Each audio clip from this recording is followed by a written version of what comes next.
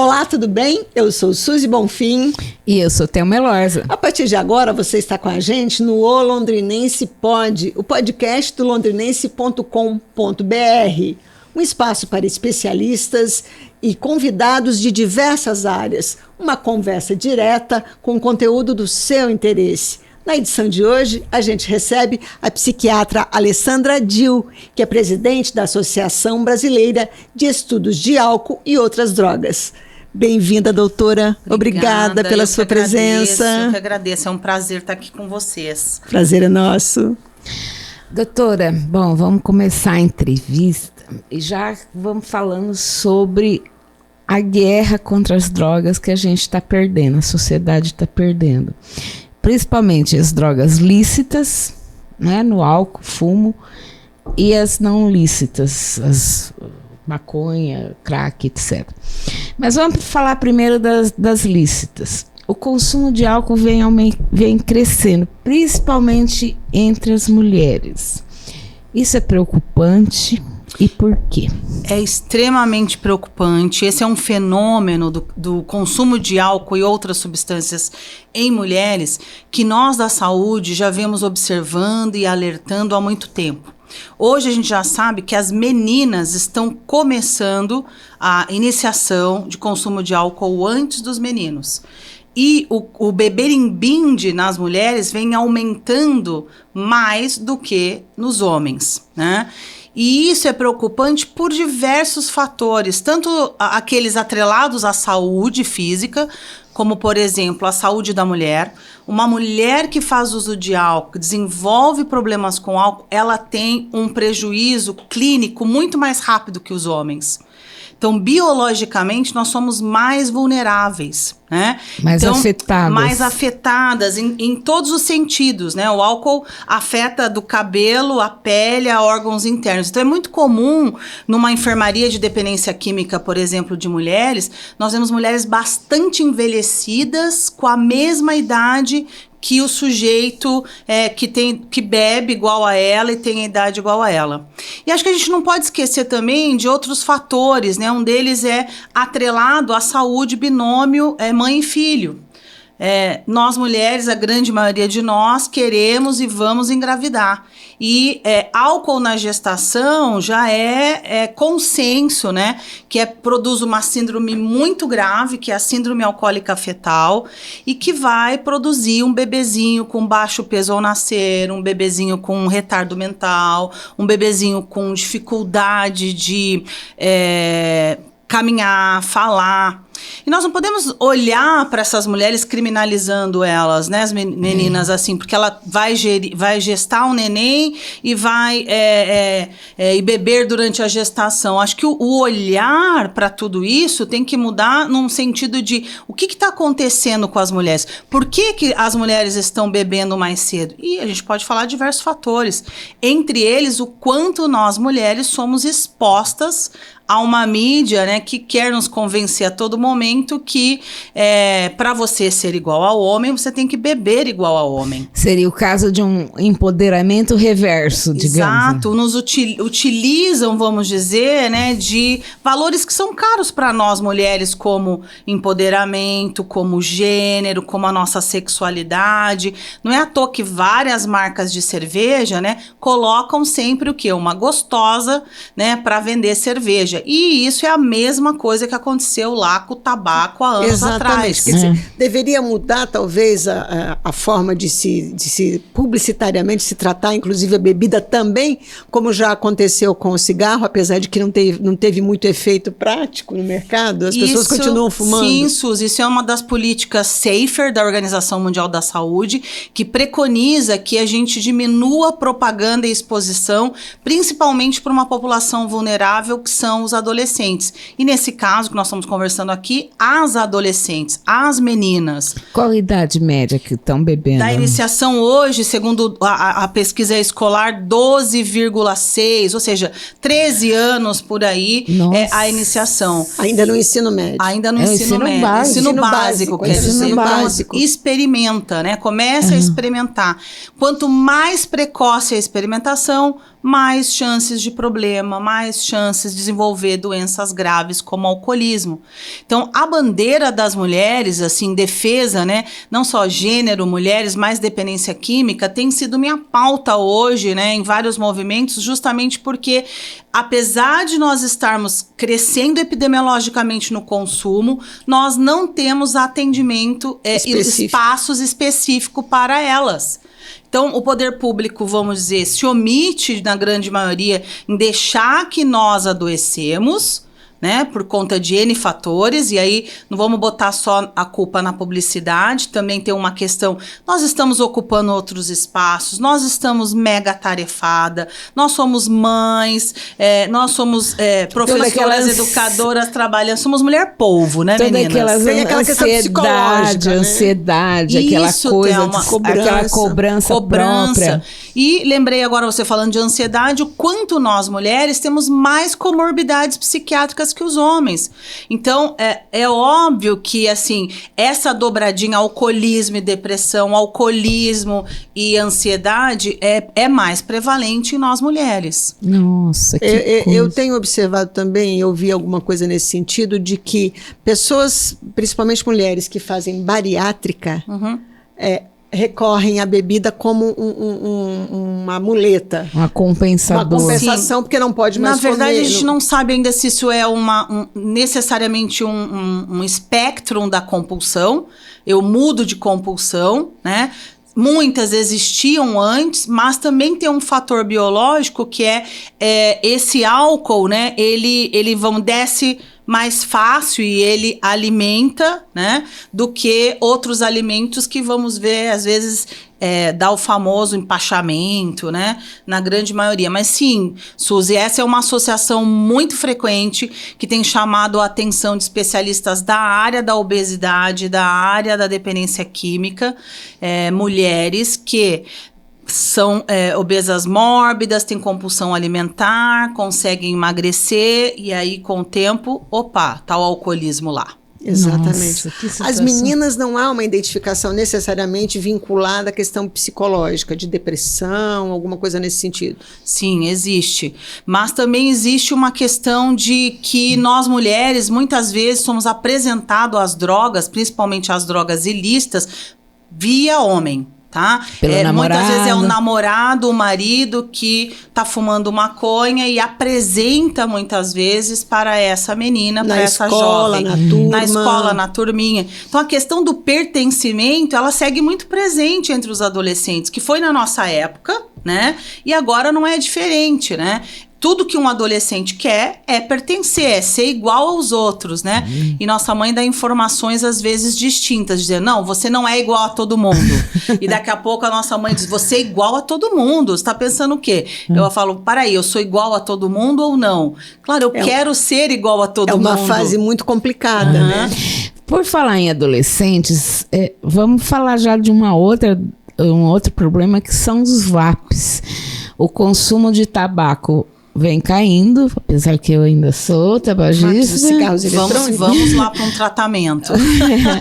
Mas o vape, o cigarro eletrônico, o pendrive, que chama, isso daí está aumentando, principalmente entre os adolescentes, né? Porque eles acham que não faz mal, que está fumando vapor. E isso não é verdade, né, doutora? São novos disfarces para velhas falácias que nós já conhecemos. E hoje, né, eu acho que essa é uma entrada da indústria do tabaco que tem ganhado muitos adeptos, adolescentes também, mas adultos, que muitas vezes são iludidos por a possibilidade de que eu vou parar de fumar usando vaping, usando dispositivos eletrônicos de fumar. E é uma variedade imensa que cresceu, né? E ali não só se fuma tabaco, nicotina, também pode-se utilizar maconha, óleo de cannabis e N outras coisas, mas muitos com um apelo, né, para o adolescente através do cheiro, do gosto, né? Não raro, nós estamos vendo aí várias celebridades que têm exposto as suas, olha, estou com o pulmão de vidro, a minha garganta isso ou aquilo. Então, é uma ilusão achar que o cigarro eletrônico veio para substituir de fato, né, o cigarro convencional. Hoje, o que a gente tem visto nas pesquisas e na prática clínica é aquele indivíduo que fica intercambiando entre o cigarro eletrônico e o cigarro convencional e acaba, muitas vezes, fumando mais, né? Tanto que eu tenho que perguntar, você fuma? Muitos adolescentes que eu atendo dizem, não, eu não fumo. Aí você usa vape? Ah, tá, tipo, né? Como assim? Como se fosse algo assim, não, eu não uso. E isso é algo que causa abstinência tão quanto os cigarros convencionais. Por isso que nós temos batido muito, né, lá na ABAD, em cima dos cigarros eletrônicos, que a Anvisa deve seguir proibindo. Mas como nesse país as coisas não são sérias, né, mesmo proibido, é muito fácil ter acesso a cigarro eletrônico. Né? O narguilé também passou a ser uma coisa bem usual, muito disseminada, né? Rodinha de amigo, fumando narguilé. É incrível que nós não temos essa cultura aqui, né, de nós, nem em países árabes nós somos, né? E o narguilé, ele ficou um pouco durante algum tempo como algo de pelo menos São Paulo era assim, né? Pessoas de mais baixa renda, narguilé, ou narguilé, e pessoas que tinham mais dinheiro, o cigarro eletrônico. Hoje, isso está bem misturado e não tem, vamos dizer, uma distinção social, mas que ambas as substâncias vão causar problemas. Até bem pouco tempo a gente não conseguia afirmar que os cigarros eletrônicos causavam câncer. Mas agora já começaram a sair, é uma questão de tempo, né? A senhora fala do pulmão de vidro. O que é o pulmão de vidro? Pulmão de vidro é uma imagem que aparece na radiografia, que é muito semelhante à da Covid.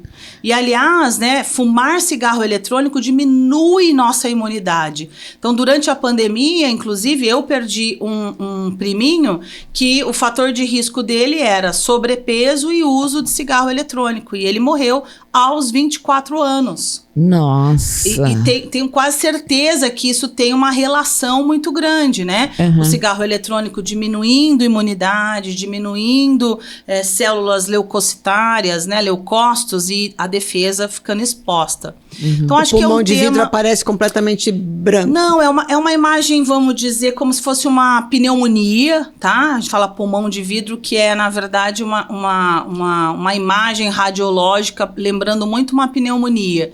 Então, o cigarro eletrônico, bater nessa tecla que não é uma estratégia de redução de danos. E como alertar a criançada, a molecada que acha que não faz mal? Não, infelizmente, só conscientização, né, Thelma, não muda comportamento. Aliás, as mudanças eficazes, a conscientização, ela responde por apenas 5%. As escolas seguem investindo muito somente nessa estratégia.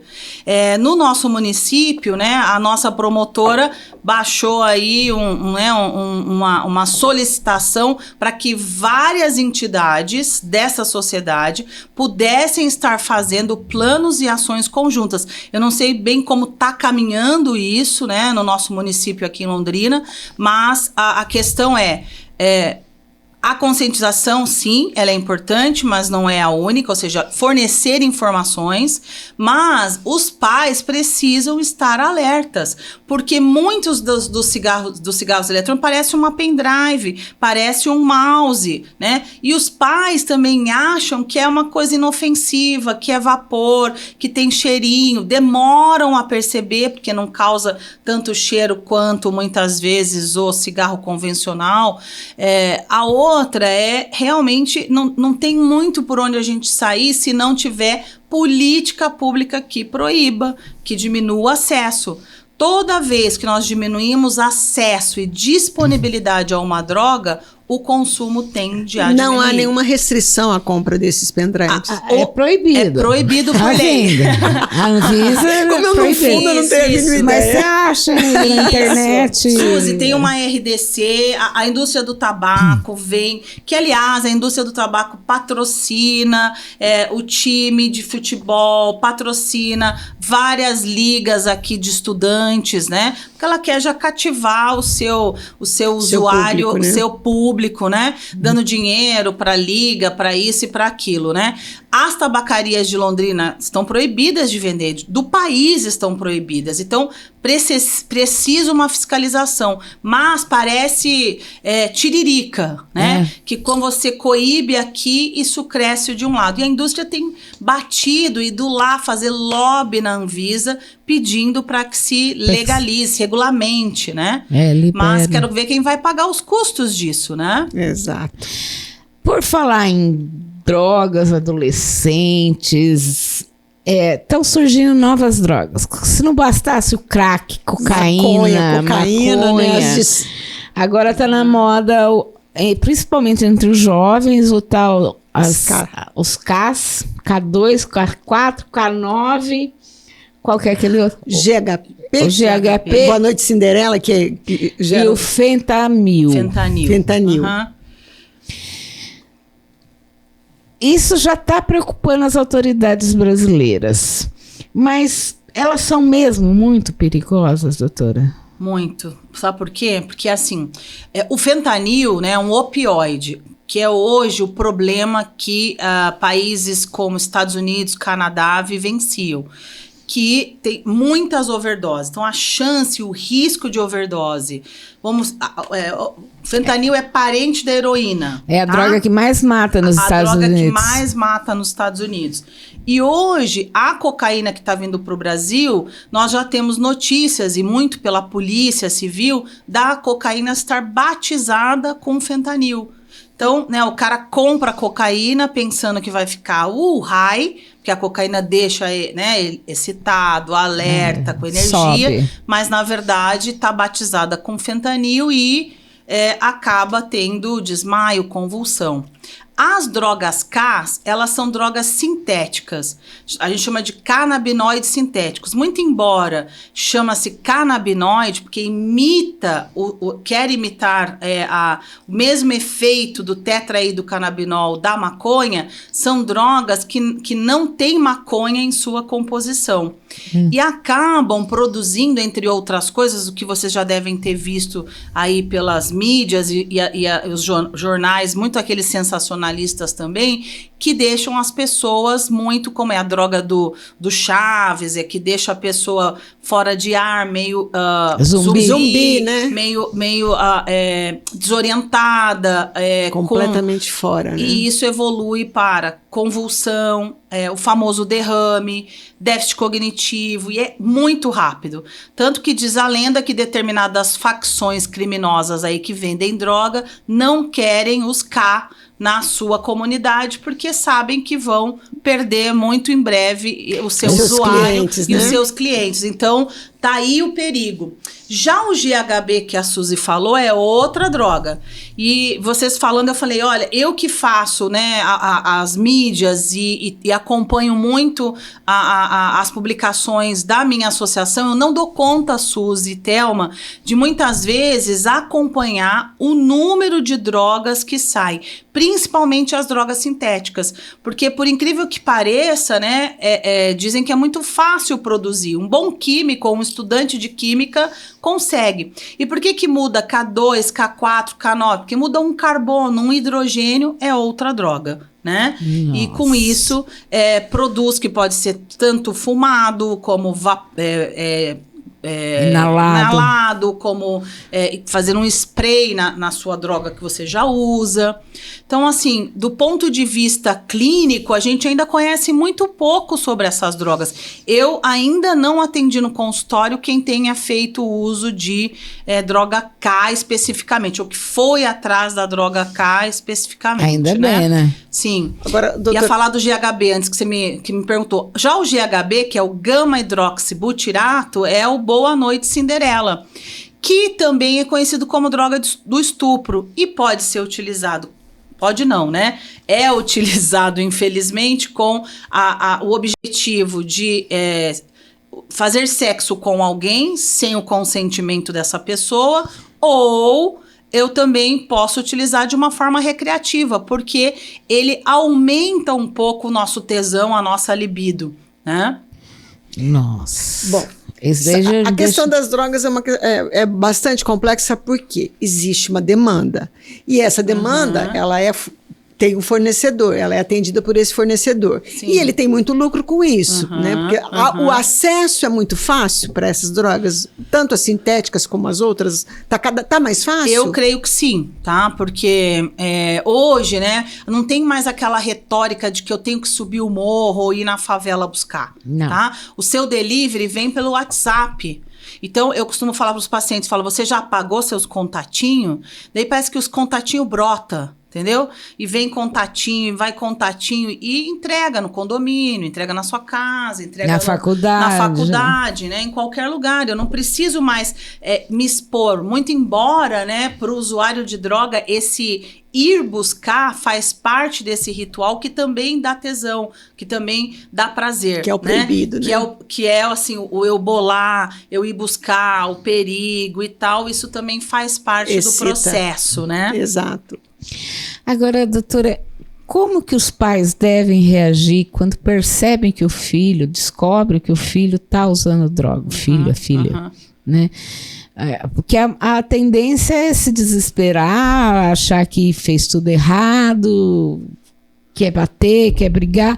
O que o pai ou a mãe deve fazer para conseguir tirar o filho dessa... Acho que primeiro é tirar a venda, né, Thelma? A venda que eu digo da cegueira, né, que muitos pais... Porque isso provavelmente já está acontecendo há um bom tempo, né? Quando descobre é porque isso já está acontecendo. Só que os pais estavam muitas vezes vendados, né? Com vendados que eu digo tá ali, eu não quero enxergar, não quero perceber, tá com alteração de comportamento, mas não, 1000 coisas menos droga, né? Porque imagina que isso vai acontecer comigo, porque a ideia de uma família, muitas vezes, que tem a droga invadida na sua casa, ou que isso aconteceu na sua casa, é como se eu tivesse falhado na escola de mãe. Né? Como assim? Uma questão que vai trazer preconceito, que tem estigma muitíssimo e que vai trazer, invariavelmente, na grande maioria dos casos, muito sofrimento, muita dor. É uma jornada muito longa. Então, tirar a venda quer dizer, bom, eu estou com este problema em casa e eu vou encará-lo. Vou encará-lo sem, né, alarmismos e também não vou seguir na negação. Eu costumo dizer que eu acho que quem tem que ir primeiro para um tratamento e uma busca de ajuda são as famílias, os pais, a esposa, porque o nosso comportamento enquanto familiar, ele também, vamos dizer, afeta, modula o uso daquele ente querido. Quem trabalha com terapia sistêmica familiar vai entender o que eu estou falando, que quando a droga ela é o sintoma de um sistema familiar. Então, ela não entrou ali por o acaso, do nada. É uma fuga de outras coisas. Tem N coisas, né? Exato. Desde fuga de posso estar com depressão, posso ou não, eu quero realmente transgredir, né? E aí a gente pode ficar aqui falando várias coisas a tarde inteira, né? Mas ir buscar ajuda para você, pai e mãe. Esposa, porque mudando o seu comportamento, muito provavelmente você vai conseguir também mudar o comportamento. Onde buscar ajuda para você? Nós temos grupos de mutua ajuda, Amor Exigente, Naranon, Alanon, né? Os braços, que é o braço de Alcoólicos Anônimos, o braço de Narcóticos Anônimos. Não, Alessandra, eu não gosto desses grupos. Tá bem, terapia familiar, pode ir também para um atendimento psicológico. E aí, também tentar conversar, né? E começar a perceber que nós vamos ter que mudar coisas aqui em casa. A partir desse momento, né? Algumas questões, por exemplo, dinheiro, limites, horário, né? E não deixar que isso progrida. E o que eu percebo hoje é que os pais demoram muito a descobrir Quando descobrem, a situação já está extremamente agravada. Se a gente descobre lá atrás, eu posso estar numa experimentação e eu não passo o pano para experimentação, tá? Você tem tempo para agir. Mas tem tempo. Às vezes a gente fala, ele só está experimentando. Não, experimentando vamos dizer, é esperado, mas não é normal. É esperado que nós, em algum momento, vamos flertar com drogas. Algumas a droga vai colar e a grande maioria não vai. Mas nesses que a droga cola, por que cola? E é isso que... Agora, eu vou saber se eu sou mais ou não vulnerável, né? Do que outros. Melhor não... Então, não sei se eu respondi, Thelma, mas eu acho que é um trabalho muito... Uma jornada, eu costumo dizer, de muito investimento emocional. Então, nós temos que, antes que as coisas ruins aconteçam, né? Cuidar para que isso não aconteça e que possa justamente trilhar outros caminhos sem droga. Doutora, a gente teria muito mais coisa para perguntar. Podemos fazer mais um? Pode, não sei se dá. Eu já estou autorizando ela. Nosso tempo está estourado. Nosso tempo está estourando, mas política pública... Pontualmente, é possível ainda se fazer alguma coisa? Porque parece que não funciona. Com certeza há, e nós já sabemos alguns caminhos do que funciona. E quando a Thelma começou a me perguntar, nós temos que ir em cima das lícitas. As pessoas ficam muito... O crack é um problema, mas ele não é uma pandemia, uma epidemia. A nossa pandemia se chama álcool, tá? E é esta droga que nós temos que, de certa forma... cuidar melhor, gerenciar melhor. E eu não sou contra ninguém que toma o seu vinho, a sua pinga. Eu sou abstêmia há muitos anos, né?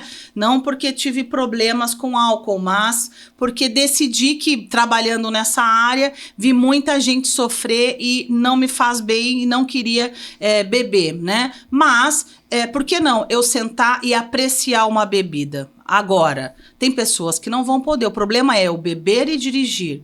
Eu beber e querer transar com uma pessoa sem ela querer.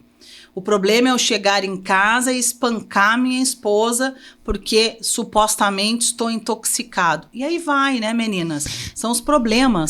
Principalmente na questão de beber e dirigir, que eu acho que é uma coisa assim que deveria ser muito rigoroso, muito proibido.